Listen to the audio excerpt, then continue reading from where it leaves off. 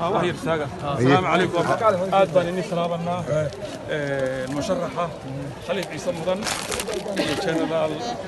عبد الله أحمد جامع وشالي دي UK قارهان مقاعدة لندن ونسود وين السه وسيها بصميله سي أهل ما سي مقرنا ساي مقعي بالله أنك وطه يمقع يجي كسود هذا لندن ونسود وين الناه وحتى مقعي يضياشي يكفيدي بالله باتين intaanu meel fog bay ka timid marka ku soo dhawaada walaalayaal jaaliyada Puntland oo xaflad weyn qaban doonta hadda la idmo sigaar la tahlaba isaga ku aano ka intiray hadda cud hadii aad leedahay in ay sameeyaan